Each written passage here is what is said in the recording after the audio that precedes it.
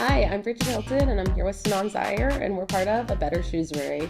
We're really excited to be talking to you today about when something is political versus not political. So we kind of came up with this cool idea to talk about it, but before we do that, we're going to start off with our random question like we always do. But since we know each other so well, we're going to just do a generic one of Yeah.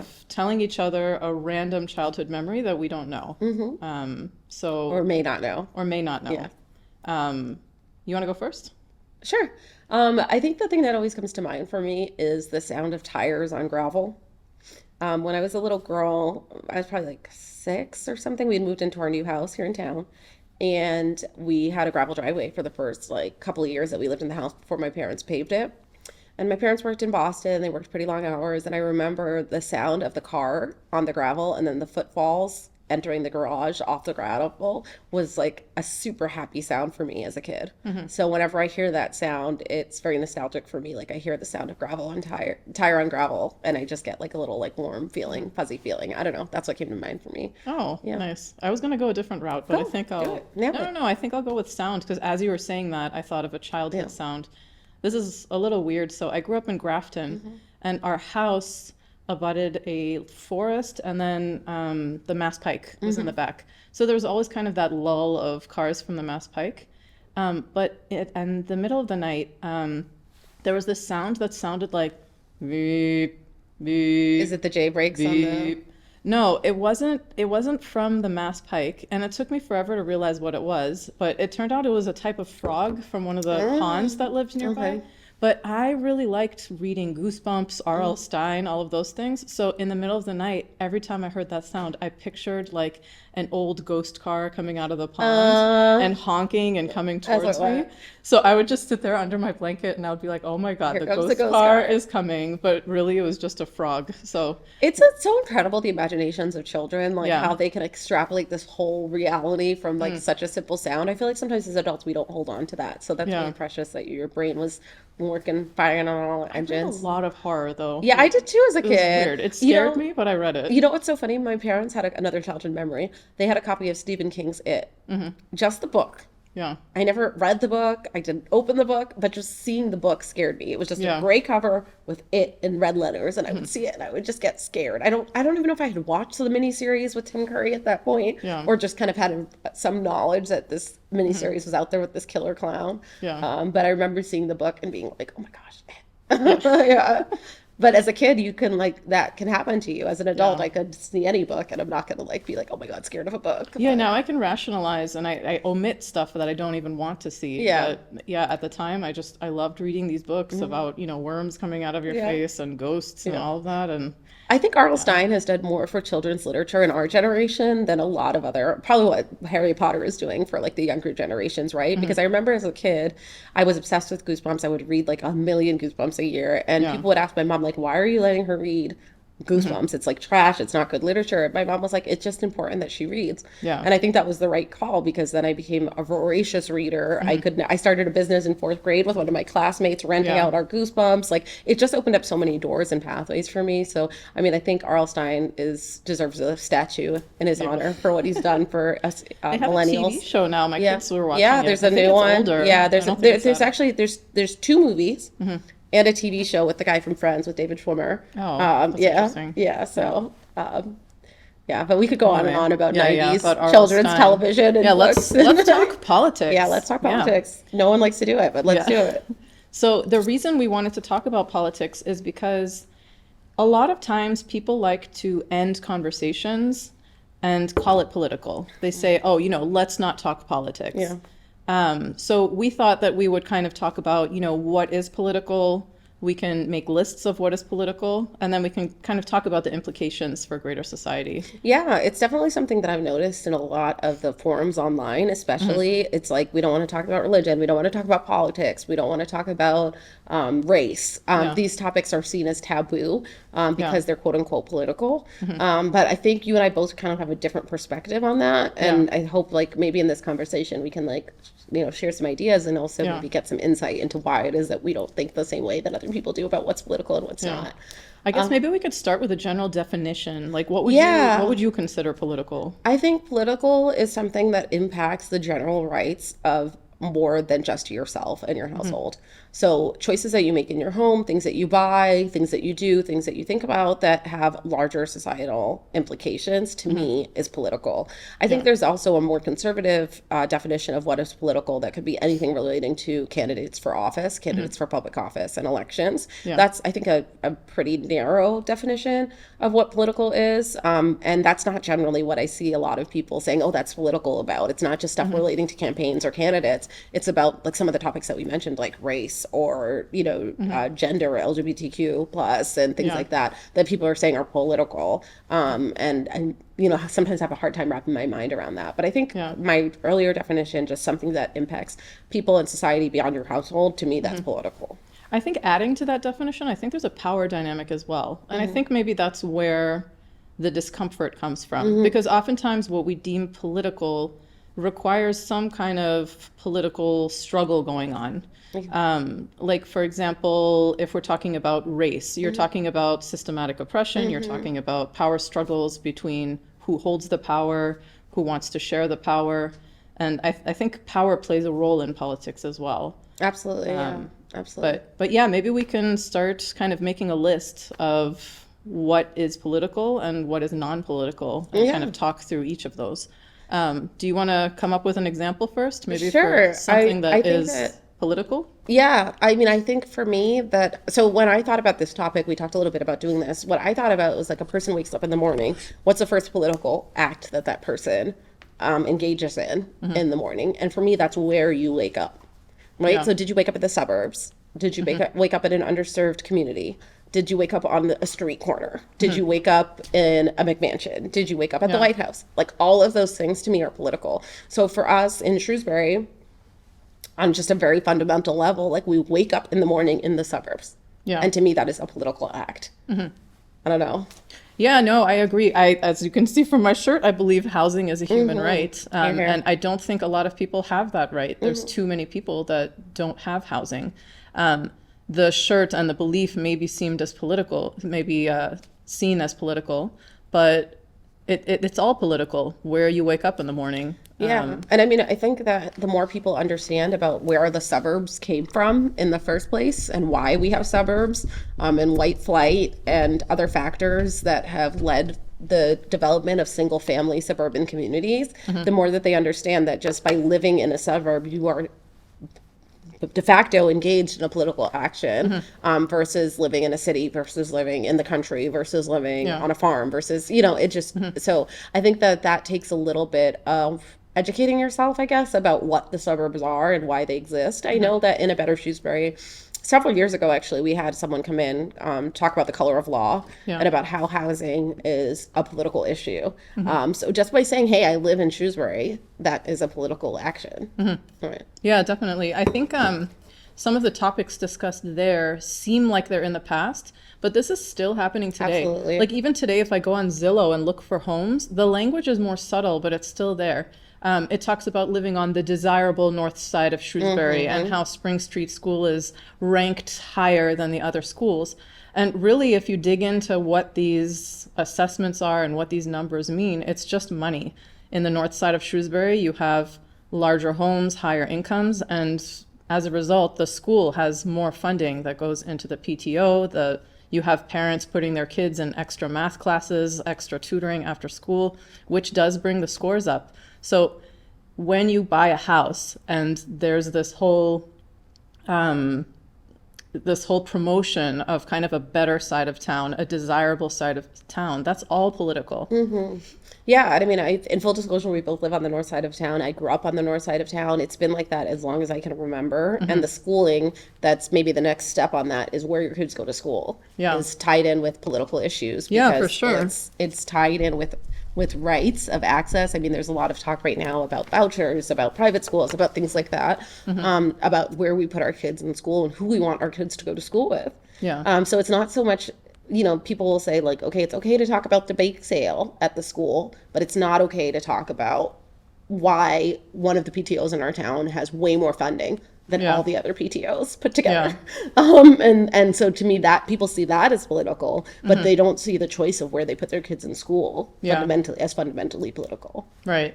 Yeah, actually, I was on the redistricting committee, and that was one of the issues that I had brought up because the school committee had asked us to think about diversity, equity, and inclusion in this decision. And one of the suggestions I had made was to actually split up some of the districts so that you can create more socioeconomic diversity. Because if you're talking about sharing those resources across all the districts, you really need to be making kind of these semi-radical decisions to make a change in order to share all those resources across town. Otherwise, you will always kind of have a school that has higher test scores, not because the teachers at the school are better or that the district is giving more resources to the school, but because those parents can afford to get the extra services after school. Yeah. Does So- something come to mind for you? I already have another one that came to mind. for Where me. you wake up or school. No, I thought we could toy with something that's not political. Okay, here's an example. Is your house heated? How is it heated? So you wake up, it's the middle of February in Massachusetts. It's freezing cold outside, or it was last week at least. How do you get heat in your home, and where does that heat come from? You're saying do heat you is have not heat? political or that it is political? Okay, I'm saying that hypothetically you could think, okay, how I heat my home, not a political issue, Yeah. right? But to me, that's a super political issue. So I thought Yeah. maybe we could talk a little bit about that. Like, how do you heat your home, and do you heat your home? Yeah. Right? Actually, we recently switched from gas heat to electric heat pump. And we did that consciously because we were, it's a little better for the environment. We have Selco here with lower rates. So it was a completely political decision to switch to electric heat pump. And I think a lot of people are struggling that with now with the carrier rates going up in Massachusetts right now for the heat. I mean, a lot of people right now are complaining about the price of their heating bills. And a lot of that is stuff that comes down at the state level. Like how much is it going to cost to deliver gas to private homes? I would go above state. It's international. International, How where the gas our comes from. country- Yeah, how Yeah. our country is, their political relationship with other countries, the price of gas, the tariffs in place, it's all connected. So And also the hoarding of gas by some, in the industry and things like that. I mean, there's a lot of political issues. The increasing gas prices is something that you can call your politician about because that's something, or how we heat our homes, that's something that you can reach out to your politicians. And Shrewsbury Selco actually offers, not for the heating side, but the electrical side, incentives for adding solar panels to your home. These are things that come through wider public involvement. So while it might not seem political, like, hey, I'm going to drop $20,000 on solar panels if you have it, it is a political act, right? Yeah. And it also goes back into climate change, which I think we can get to a little bit later. We keep going out and outside of your home about what's Yeah. political and what's not. But how you get your heat, how you get your electricity. Don't get me started on water. yeah.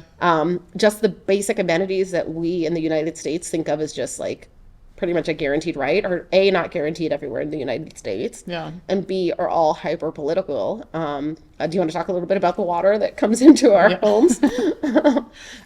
So I think we can agree that my shirt is political. Yeah. Why don't we talk about your dress? Would you say that that's not political or political?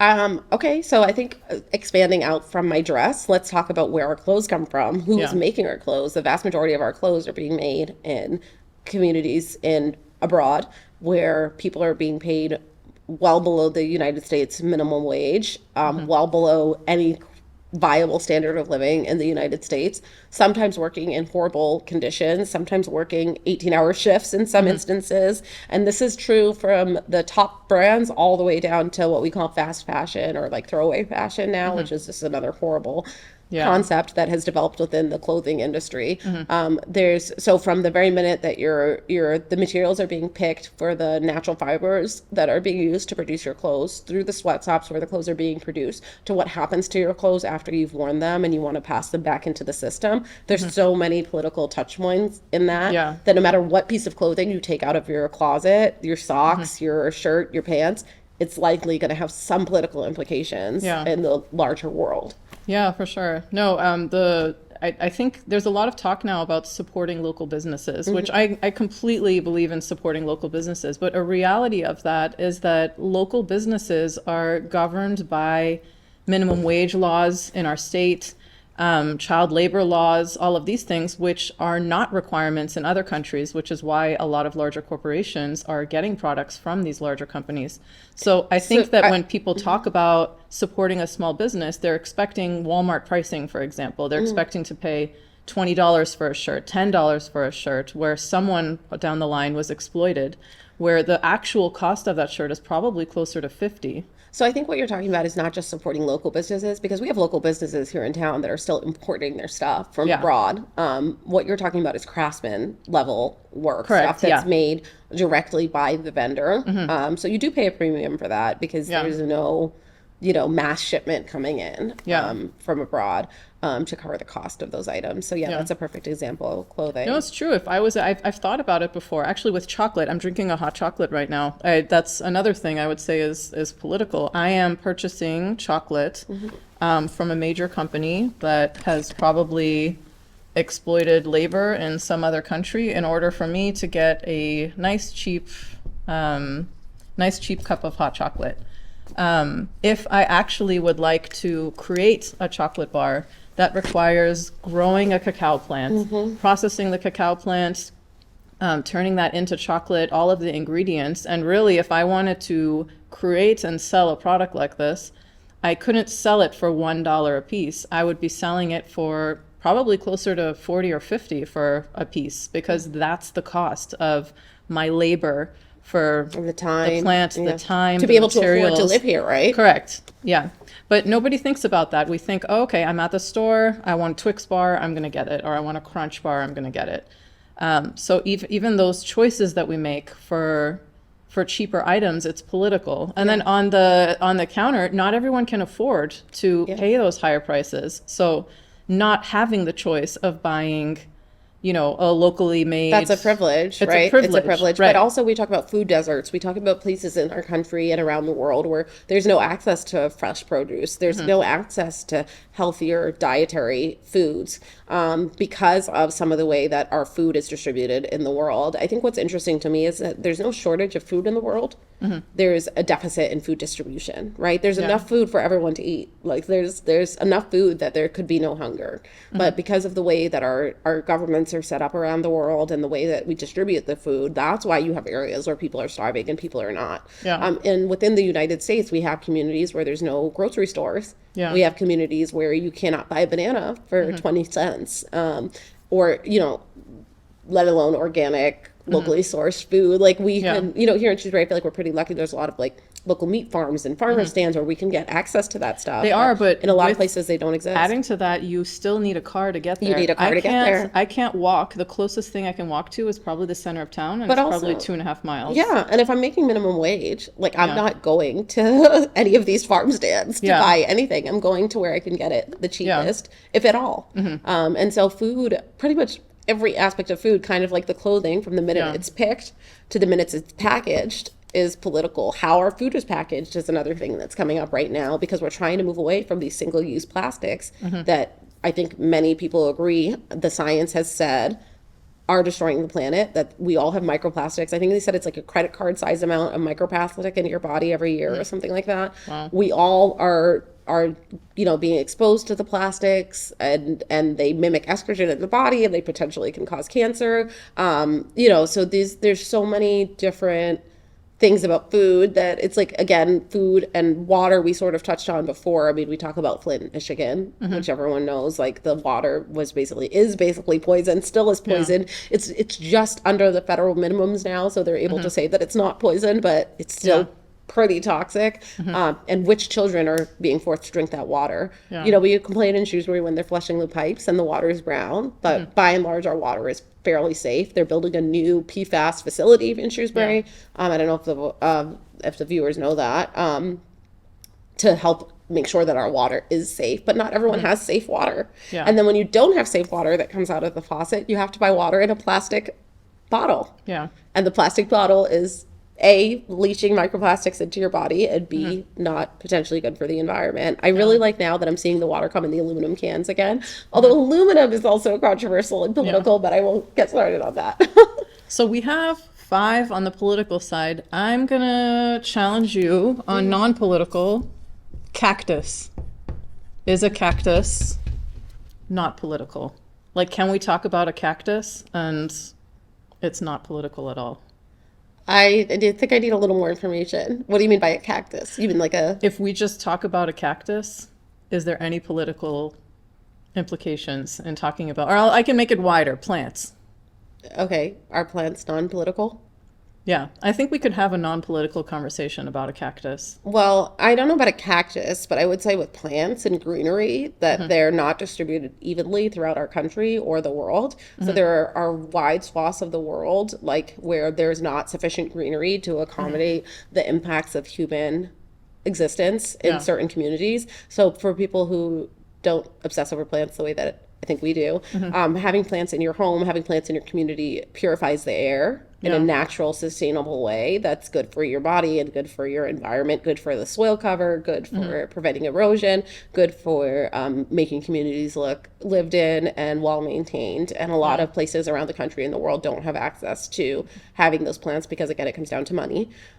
So, you know, I would say that way it could be political, like landscaping is political. Like right now, there's a movement within landscaping to use native plants to plant wildflower lawns that are with plants that are indigenous to the area that can sustain the bees and other pollinators that exist within our community, which then are very important, obviously, to our food sources that feed the world.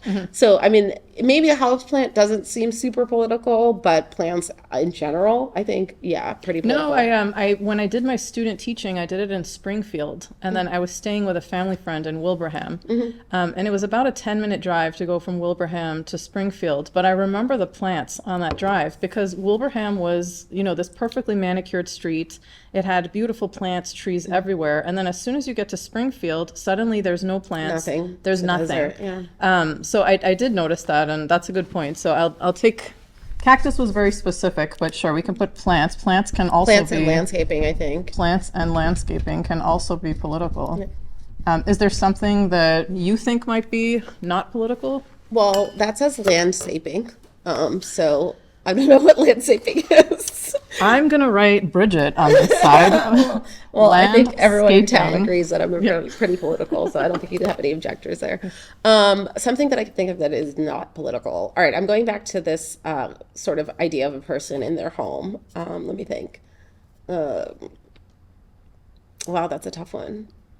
I mean, I think that's our point, right? Our point Yeah. is that everything is political. At some point along the line, every topic you talk about, every decision you make is based on politics. And it's Not necessarily politics, but on the interaction of human beings. So they're Yeah. political in that the choices that you make, the decisions that you make impact others. yeah. So there's not a lot of things that you can do in your own home, in the privacy of your own home, that do not, in some, have an impact on others. One of the things that I was reading about the other day, and I don't have the statistics, and I'll try to get the link for the article, was about the impact on Western countries having air conditioning in every single home and what the environmental consequences of that are globally. And, you know, we didn't talk directly about climate, but, you know, something that I think about a lot is how the global south pays the bill basically for the global north industrialization, temperature control within our homes in non-sustainable ways. I live in an air-conditioned house, so Yeah. I mean, I'm not pointing a finger at anyone, but it is something that I think about a lot in my own life, is these little things, just turning on the air conditioner because it's 85 degrees outside, instead of trying to build homes in ways that you don't need as much air conditioning, or allowing people to acclimate. I mean, half of the world lives below the equator. I think more than half of the world lives below the equator, and manages without some of these modern conveniences that we have grown accustomed to here. So that's something else that just came to mind. I think a lot about that with recycling. And Yeah. I'd love to one day go and actually follow our recycling and see where Yeah, it ends up. where it Because goes. I remember you came to my house once and I said, just throw it in the garbage. And the reason wasn't because I don't support recycling, I do. But I had read an article about 5-6 years ago, and it was saying how towns like ours are essentially taking all of our recycled material and either selling them to poor countries or sending them to poor areas. So it was talking about this area near Or they're floating on the sea on or barges. they're flowing in the Yeah. sea. But this article was talking specifically about Newark, New Jersey, a town right outside of it, a town with a lot of poverty, and that's where they're burning recycled material, and that plastic goes into the air. It causes carcinogens, health yeah. problems.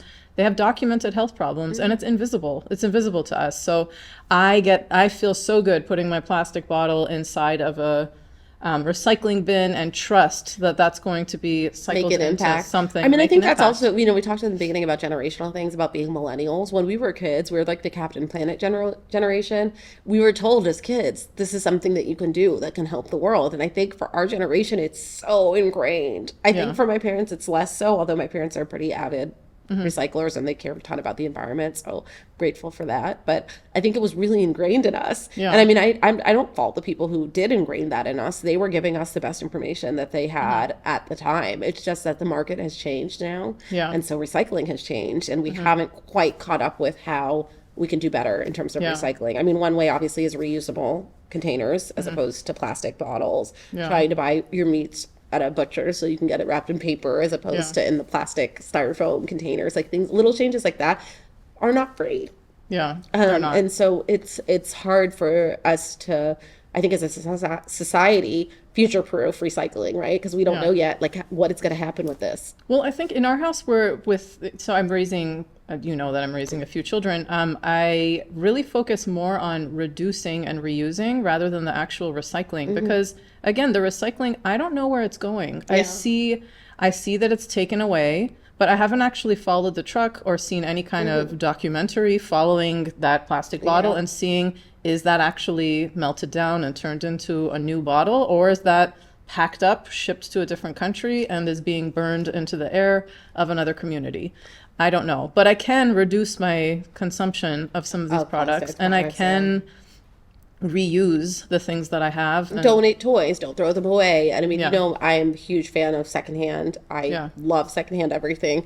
And I think that's one way that we can prevent things from ending up in landfills, preventing them from ending up in that recycling loop where it's like a big question mark where it's going. Yeah. So those are things that I think are personally both pretty important to us. I just bought you a teacup secondhand, and I think Yeah. we both are obsessed with it. That was one of my favorite gifts yeah, you've ever given yeah, me. It was yeah. like a $1 or $2 Yeah, teacup, and I love that teacup. It's so good. Yeah, so, and I mean, I I'm trying think to it's normalize that with Yeah, my we've friends. talked about that. Yeah. Like, put plants in a teacup. I went to a baby shower once. I mean, a bridal shower once and had that. Like, take an old teacup, put a plant in it. Like, Yeah. there's ways to reuse things so that they don't end up in the stream. Although I do want to acknowledge that within the recycling, that glass and metals do have better recycling Yeah. rates. The biggest like problems that we have are plastics. So just so that people are aware of that. Yeah. I think like something like 90% of the aluminum that was ever mined is still being used in the system. So people are really good with the 5% deposit of recycling the aluminum, but plastic is where we are faltering as a world. So to kind of shift this, we're talking about kind of more benign topics, but I think the controversy really comes in more when we're talking about elections, race, sexism, gender, LGBTQ community. Yeah.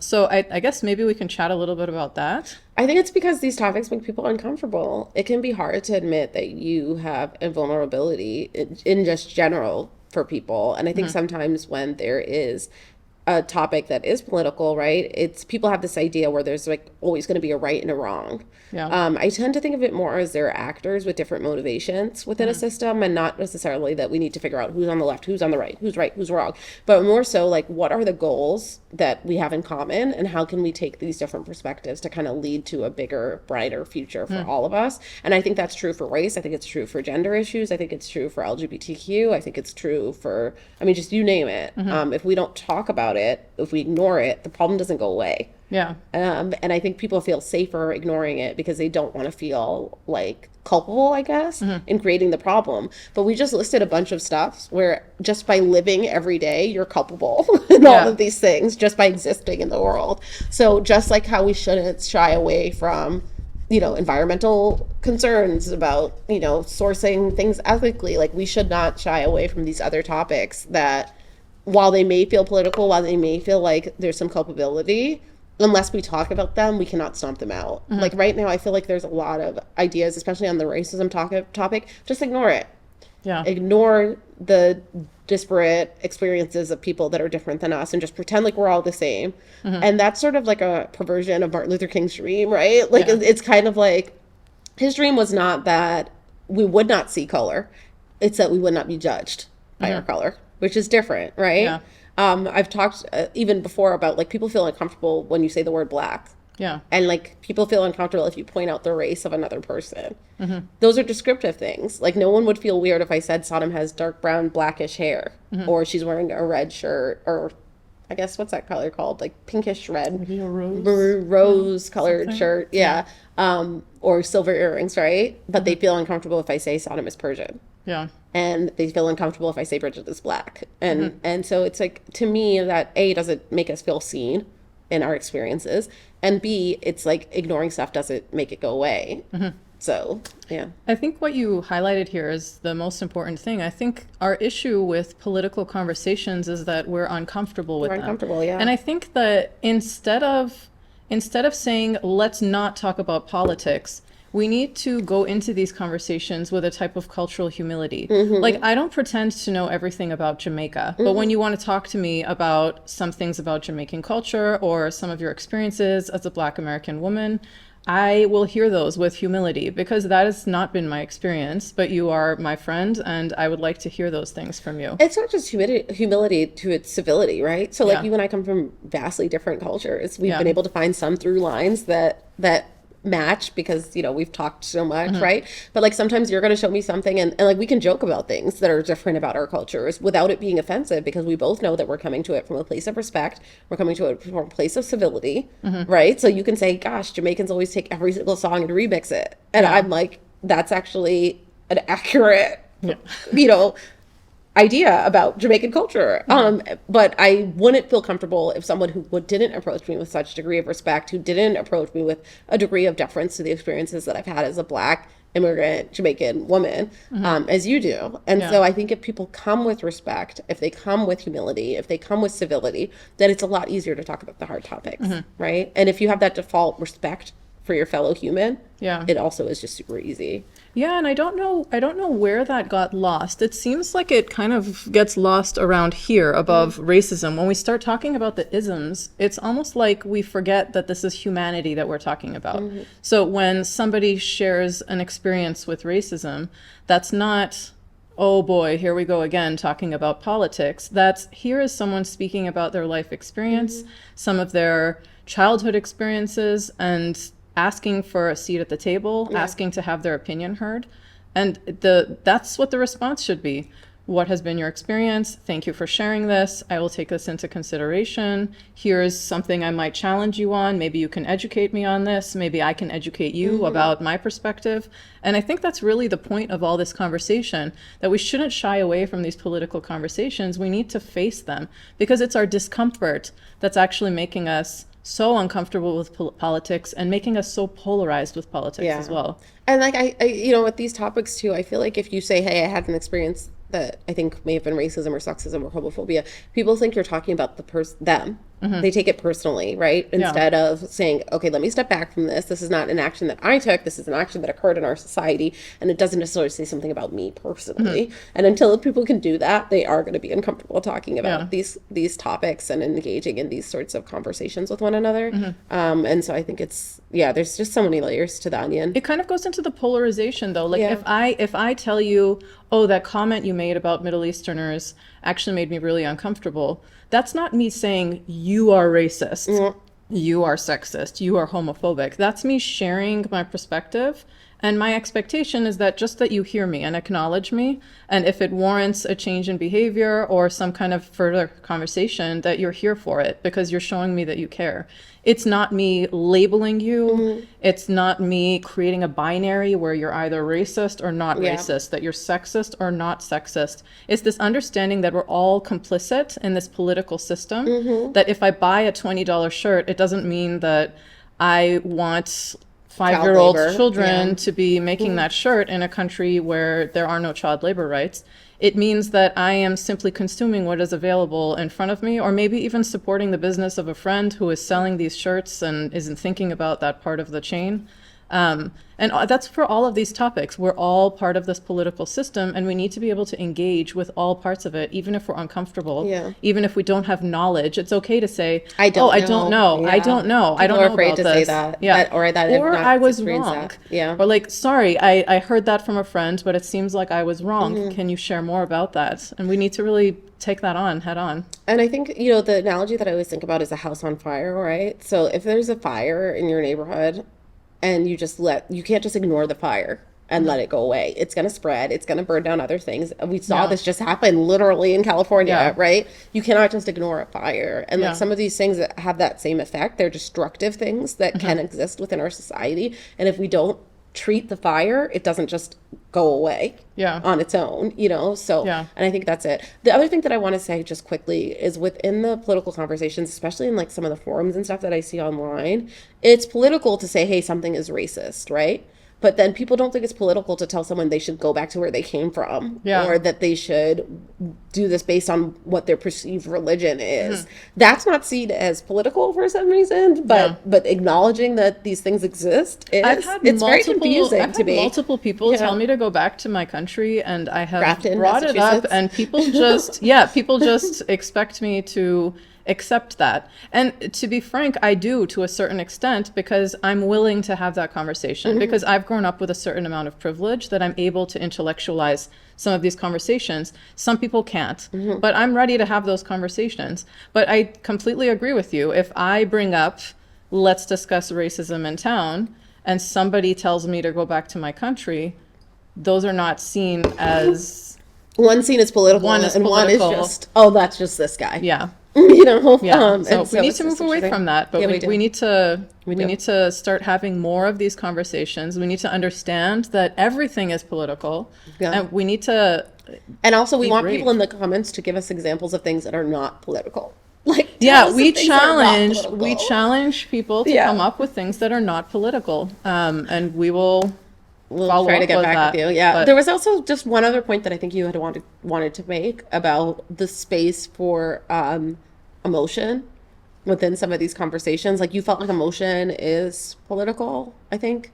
Oh, no, this is something that, for anyone watching, Bridgette and I talk about this frequently, about if there's space for emotion in political conversations. Because I think that sometimes if someone who's carrying the weight of constant racism from their childhood is having a conversation, it's reasonable for them to have a certain level of emotion. This is something that impacted them. This is something that impacts their children. It's something that impacts greater society.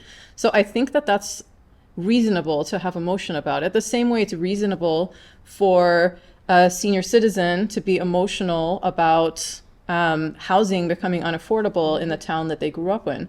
I think that there's space for emotion in political conversations. I think, so this is where we ever so slightly disagree, because I think there is space for it. I believe we should hold the weight for other people who are having those things. I think that when it comes to then taking that information to change minds, in my humble experience, that it's more effective if you, to keep the emotion out of it, to try to convince people, you take a more academic approach, and treat people with respect, treat people with dignity, but try to be a little bit more neutral. I mean, I say I've had more success that way, but I was actually just thinking about, like, the times when I've pointed something as racist or sexist or homophobic or what, like the amount of times that I've gotten, but, instead of, oh shoot, I shouldn't have said that. Yeah. But I think that if that's probably the but is probably closer to an appropriate response than when you go in guns blazing. Sometimes people are like, well, whatever to you, and they start telling you all sorts of inappropriate things and yelling at you. And I mean, I've seen some things online and things that have been said about me online that are not the most pleasant. Yeah. But I maintain my own moral code on how I'm going to engage with other people, especially people I don't know. Yeah. No, I think it's true. I try to do that. But I leave space for others to have emotion. I don't, if someone is responding emotionally, I can recognize that there's space for that. Yeah. But either way, I think it's really important, like emotion or not emotion. I think we should have space for people's humanity, other people's experiences, diverse experiences, people who come from totally different upbringing, who have totally different futures. There's space for all of that, and we need to make that space. So this kind of brings us full circle in a way, because I think for me and my experience, I certainly don't know everything about every experience or every person or every culture, but reading and engaging with people that are different, reading books by authors that are not like me, reading and watching things that are not from my culture, have helped me to see the humanity in other people, and allowed me to give that space for the political issues that maybe aren't directly impacting me, but are impacting people who are having different experiences elsewhere in the world. So R.L. Stine, thank you for getting that started. And I think that that's something that I hope that I'm passing on to my kids and that other people will do. I know we're just thinking about starting a sort of book club and things like that, just giving people opportunities to read about things that are different from their own experience. Because I think when you do that, you see that all of these things are worldwide, that this is all part of being alive and all about being a person, and whether or not it's political, yay or nay, fine, but you need to have some level of comfort with discussing things that are impacting human lives. It's true, and the more you talk, the more you realize it's all connected. Yep, absolutely. Yeah, so I don't know, I think to end, I think read a new book, Yep. make a new friend, attend a Be new a little event, political. Be a little political. Yeah. Because that's okay. We need that. Yep. So Awesome. thank you. Thank you.